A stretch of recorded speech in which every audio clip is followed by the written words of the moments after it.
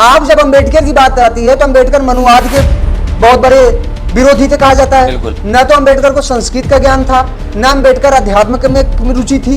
अम्बेडकर जाके बुद्ध धर्म ले लिया। आपने जो इतनी बड़ी बात कह दी कि डॉक्टर अम्बेडकर ने धर्म क्यों छोड़ा, हाँ। वो अच्छा था सनातन धर्म, मैं कहा और उनके लिहाज से नहीं ठीक रहा, लेकिन वो साउदार तालाब आंदोलन करना पड़ा, हाँ। वो मंदिर प्रवेश करना पड़ा, ये थी जातिवाद थी। आप इस बात को अब आप समझिएगा, अभी केरल में हुआ था।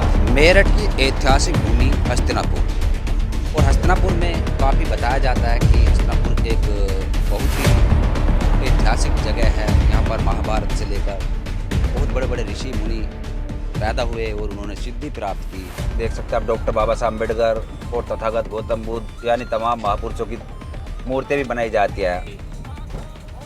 ये देख सकते हैं आप ऊधम सिंह चौक, ये ऊधम सिंह चौक है। विपश्यना केंद्र।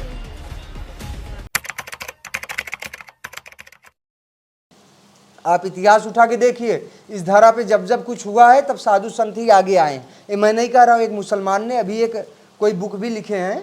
मैं नहीं कह रहा हूँ मुसलमान, इसलिए बता रहा हूँ लोगों का नजरिया बदले। वो अलग धर्म से होके भी लिखे हैं कि ब्राह्मण ना होते तो धारा नहीं बनती, मतलब बचती। तो आप बताइए, ब्राह्मण कौन है? कोई जात का ब्राह्मण नहीं है। जिसका कर्म कर्म सत्कर्मी हो जाए, नित्य कर्म में लग जाए, पूजा पाठ में लग जाए, ईश्वर के प्रति आस्था रखने लगे, वो ब्राह्मण हो जाए। कथा व्यास हो जाए, ब्राह्मण हो जाए। ये बात आप कह रहे हो, बहुत अच्छी लग रही है आपके मुख से। लेकिन जो ये जातिवाद का जो कंसेप्ट चल रहा है, जो पुराने समय से चलता है, मनुस्मृति के समय में जो हमने थोड़ा बहुत पढ़ा, उस समय से चलता रहा कि ब्राह्मण को अपने ऊपर जो घमंड हुआ, उस घमंड ने जातिवाद को बढ़ावा दिया। मैं रोकूंगा इनके, और क्योंकि मैं ये अपने आप खुद प्रैक्टिकली भुगत चुका हूँ। ठीक है, आप भुगत चुके हैं तो मैं आपको एक चीज बताऊं। आपने कहा मैं थोड़ा बहुत मनुस्मृति पढ़ा, तो मनुस्मृति आपने पढ़ा, केवल ये बता दीजिए मनुस्मृति की भाषा क्या है? आपने पढ़ा, बताइए ना, ये रिकॉर्ड पे है, बताइए। मनुस्मृति की भाषा मतलब ओरिजिनल भाषा? हाँ, ओरिजिनली संस्कृत होगी, बता मैंने तो उसका वो पढ़ा, क्या बोलते आप जो पढ़े हो ट्रांसलेट है। हाँ, आपके बारे में, आप यहाँ इंटरव्यू अभी चल रहा है, मैं कुछ अब शब्द बोल दूं, मैं तो गीता भी पढ़ी, संशोधित पढ़ी, संशोधित आप पढ़िए पहले, जो ओरिजिनल मूल है। आप मनुस्मृति पढ़े नहीं, आप सुने। आप जब अम्बेडकर की बात आती है तो अम्बेडकर मनुवाद के बहुत बड़े विरोधी थे कहा जाता है। न तो अम्बेडकर को संस्कृत का ज्ञान था, न अम्बेडकर अध्यात्म में रुचि थी।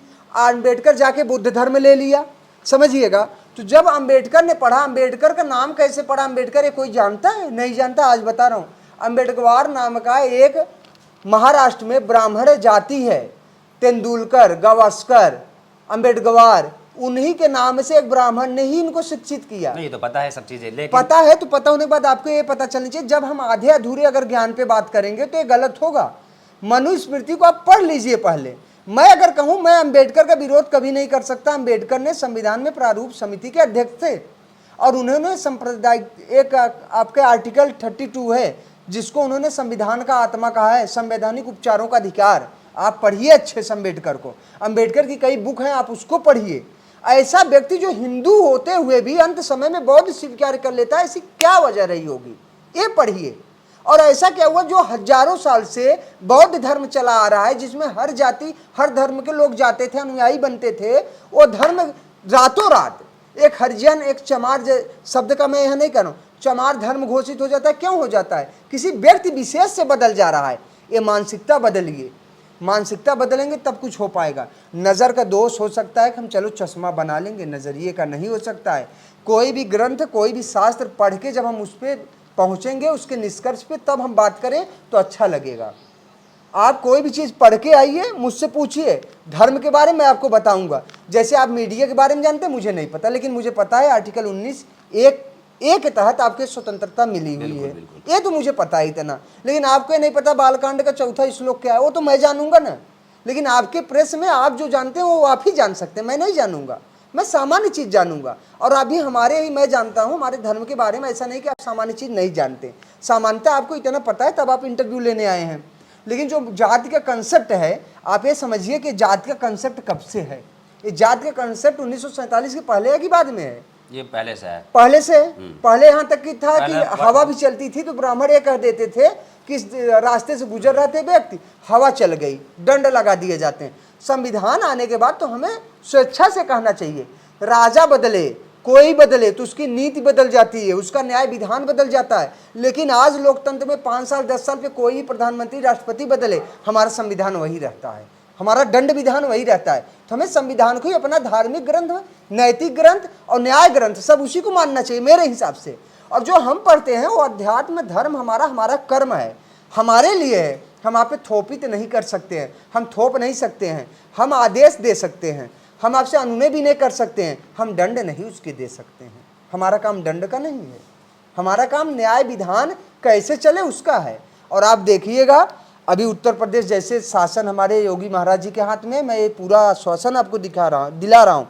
आप जाके पता करके बताइए कि इन 7 सालों में कौन सा जाति भेदभाव उत्तर प्रदेश में हो रहा है, और हो रहा है तो आप वहाँ तक बात पहुँचाइए। नहीं सुना जा रहा है तो आप आइए कि मैं यहीं बैठा हूँ, मुझे आप कहिएगा आप दोषी हैं अगर वहाँ से कुछ विभेद हो रहा है। संत की कोई जाति नहीं होती है, संत का केवल कर्म होता है, वो कर्म करता है अपना। आप देखिए, आप आंकड़े निकालिए कि क्राइम रेट पहले से घटा है, क्या हुआ है क्या नहीं हुआ है। और एक जो मठ चलाते थे, जिसको भरोसा नहीं था लोगों को कि मठ चलाने वाला राज्य भी चला सकता है, तो आपको आश्वासन दे रहा हूँ आने वाले समय में वो देश भी चलाएंगे, ये मुझे भरोसा है। और कोई प्रश्न हो तो आप पूछिए। आपने जो अपनी बातें कही जी विस्तार से बताई, क्योंकि आपको अध्यात्म का ज्ञान है, ठीक है, इसलिए मैं बीच में टोका नहीं जी। और हमारी बातें जो सवाल था वो ये था कि जो जाति का कॉन्सेप्ट है, वर्णों में बटा हुआ था पहले समाज, 4 वर्ण में, ठीक है, आज भी ये चीज़ें देखने को मिलती है। आप देखिए जो भी जाति का कंसेप्ट है हमारे संविधान में इसका उल्लेख भी कहा जाता है कि एट्रोसिटी एक्ट एक है, SC/ST जिसे हम कहते हैं, schedule caste and schedule tribe, 1989 में वो कानून बना। 2016 में फिर मोदी ने उसमें संशोधन किया। माननीय सुप्रीम कोर्ट ने एक आदेश भी लाया था कि पहले जांच होगी फिर गिरफ्तारी। उसके लिए अलग से इन्होंने जाके सरकार ही, जिसको आप कह रहे हैं विरोधी कौन मुझे नहीं पता, SCओं के लिए और STओं के लिए इतना किए, OBCओं का आरक्षण मिल रहा है। आप बताइए ना ऐसा क्या हो जाए। अगर आपको कहीं ना कहीं कमी लग रही तो आप इसको अपनी बात को ऊपर तक पहुंचाइए। और लोकतंत्र में और जनहित, अब तो जनहित याचिका जाती है सुप्रीम कोर्ट हाई कोर्ट को, आप भेजिए, सुनी जाएगी आपकी बात। नहीं सुनी जाती है तो एक और विधान है, अन्ना हजारे आंदोलन कर सकते हैं, आप करिए, आपके पास अधिकार है, अपने अधिकार से आप लड़िए।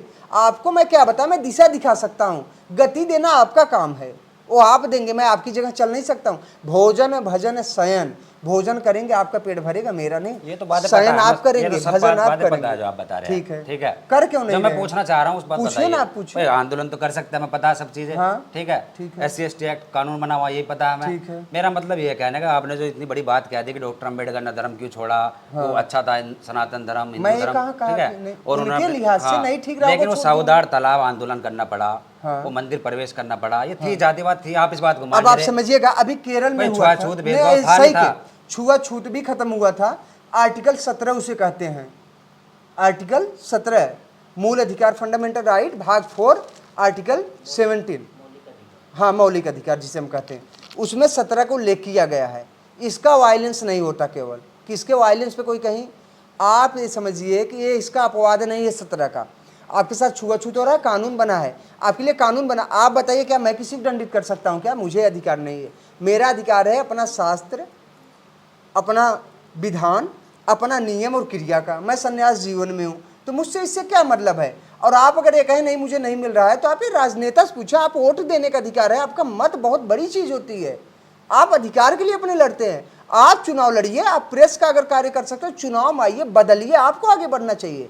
धर्म की रही बात, तो हम तो दे रहे हैं नैतिक शिक्षा, आप भी अपने समाज अपने धर्म में आगे आइए, अपने जाति में आगे आइए। अगर ऐसा कुछ कंसेप्ट है, ये तो एक विचार बनाया गया है, एक भेदभाव की स्थिति है, दूर होगी, ये अचानक से दूर नहीं होगा। मेरे पेट में पिछले 4 दिन से दर्द है, कहो अचानक दूर हो जाए, नहीं, डॉक्टर ने बोला 3 दिन में होगा, तो 3 दिन में आराम से होगा। मैं कहूँ 1 मिनट में हो जाए, नहीं होगा। हाँ, ये मानता हूँ मैं कि भेदभाव की स्थितियाँ हैं। अगर भेदभाव की स्थिति नहीं होती तो कानून क्यों बनते? कानून बना, इम्प्लीमेंटेशन क्यों होता? उसके अगेंस्ट कोर्ट में केस क्यों जाते है? ऐसा नहीं है कि नहीं है, लेकिन आप जो समझ रहे हैं उस तरीके से आप भी आगे आइए। क्या सच में वैसा ही है, कुछ और है? ये भी आपको समझना पड़ेगा। आज हम जाति धर्म का जब कंसेप्ट करते हैं, बड़ा ध्यान से समझिए, जब रेप होते हैं, कोई लड़की स्वेच्छा से किसी के साथ भाग जाती है, कोई किसी के साथ बेविचार में आ जाते हैं, तो वहाँ पे जात धर्म नहीं चलता है, वहाँ आप नहीं पूछने जाते हो, वहाँ पे आपको पूछना चाहिए। तो देखिए ना, जात धर्म कहाँ पे किस स्थिति में है, किस स्टेटस पे है, उसको आप समझिए, तब आप समझ पाएंगे वाकई जात धर्म कुछ है कि केवल ये चुनाव और ये राजनीति का केवल मुद्दा है। कोई भी मनुष्य यहाँ बैठे हैं, सब लोग बैठे हैं, किसी के ऊपर अभी एक कंकड़ गिर जाए सब दौड़ के जाओगे देखने, बिना जात धर्म पूछने। जब आपके मन में नहीं है तो किसी के मन में नहीं होगा, मैं ऐसा मानता हूँ। लेकिन इस समाज का जो परिवेश है, जो यहाँ का वातावरण है, वो क्रिएट करता है जाति और धर्म को। मनोहरपुर कॉलोनी है, यहाँ पूरे 80 हैं, मैं यहाँ बैठा हूँ, पूरा सब मान सम्मान आदर करते हैं, किसी में मुझे जात भावना और भेद का ऐसा कुछ नहीं दिखा। आप पूछ लीजिए, बिल्कुल मुझे ऐसा कुछ मिला ही नहीं कभी। मुझे पता ही नहीं चलता जात धर्म क्या है। मुझे 2 रोटी मिल गई ठीक, नहीं मिला तो कोई बात नहीं, 1 लोटा जल बहुत है। मुझे जात धर्म से क्या मतलब है, कौन सी किसके तावे पे रोटी सेकना है। जैसे साधु है, यदि ऐसे साधु सभी हो जाए, हमने इनकी बातें ज्ञान से सुनी, तो देश का बहुत बड़ा उद्धार हो जाए, आध्यात्मिक दुनिया में बहुत बड़ा परिवर्तन हो जाए। क्योंकि ये साधु जिनके अंदर झलक रहे हैं भारत के प्राचीन समय के संत कबीर, संत रैदास, तथागत गौतम बुद्ध, यानी जो वो है यात्रा थी, वह यात्रा चलती हुई जो हमने देखा, रिसर्च करा, थोड़ा बहुत पढ़ा, जाना, तो हमें लगा कि इन जैसे साधु यदि सभी साधु हो जाए, कितनी अच्छी बात कही इन्होंने, समानता की बात कही, करुणा इनकी बातों में झलक रही है। और इन्होंने जी, ये तो ये एक बार कैमरा घुमाओ, इधर इधर इधर घुमाओ जी। क्या सवाल है आपका? आपका नाम शीशपाल है? बस चुप हो जाओ। अभी जो बातें चल रही है, उन बातों को लेकर इनके जो हमारे जो जिज्ञासा थी, क्वेश्चन थे, उनका हमें उत्तर मिल गया कुछ हद तक। इनका कहना है कि जो जातिवाद, पाखंडवाद, कर्मकांड जो आज हमें झेलने को मिल रहा है, देखने को मिल रहा है, कि उसमें साधु संतों की या आध्यात्मिक की कोई गलती नहीं है। जो अपना काम कर रहे हैं वह अपना काम कर रहे हैं, लेकिन जो गलत काम कर रहे हैं उनके लिए कानून बना हुआ है, धाराएं बनी हुई है, उनसे इनको कोई मतलब नहीं।